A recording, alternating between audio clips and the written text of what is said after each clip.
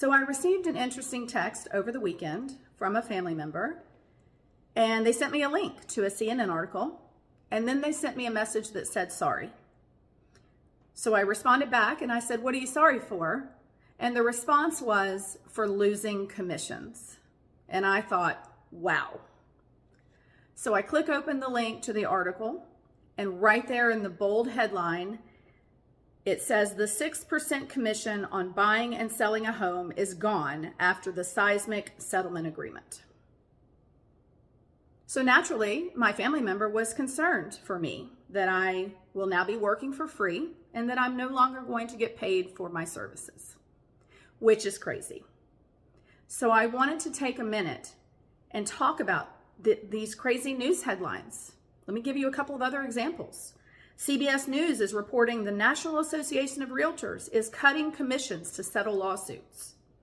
NBC News reports that home buyers and sellers to be spared standard broker commissions. And CNN is also reporting that the NAR settlement could slash home prices for many Americans.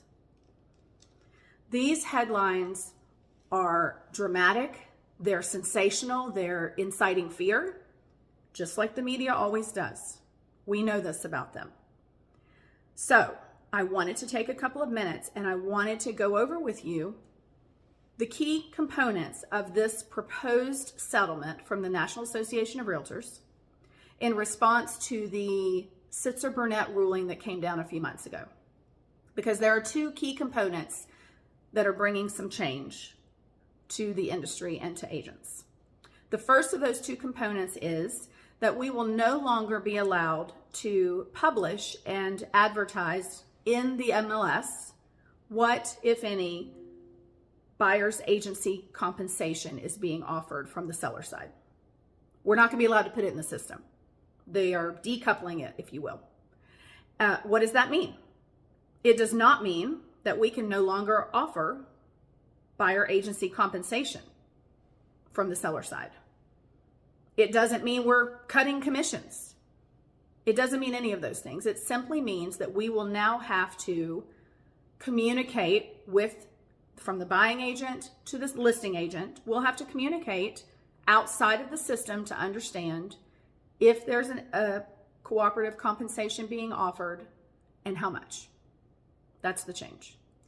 The second component to this proposal is that any agents that are a part of the MLS are going to be required to have a buyer's brokerage agreement with their buyer clients.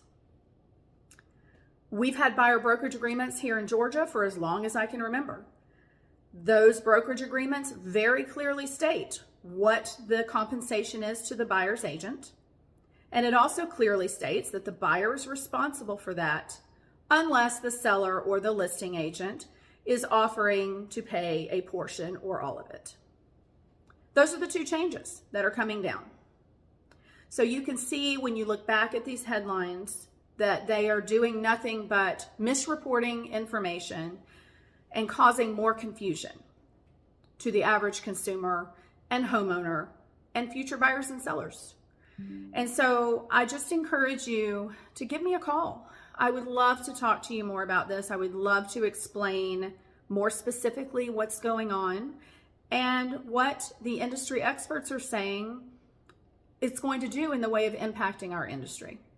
Because it's not doing the things that the news headlines are telling you. It's not slashing commissions. Sellers have always had a choice. Sellers have always been able to negotiate commissions. And if they have the choice of working with a particular agent or of searching for other selling options. That's still there. Nothing's changed.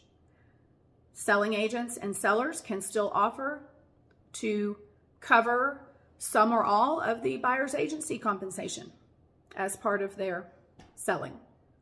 It's been there. It's not going away. So talk to industry experts, talk to people who actually are in the business and understand what's going on, and don't just believe what you hear in the news. So give me a call. I'd love to explain and talk about it in more detail. Thank you for listening.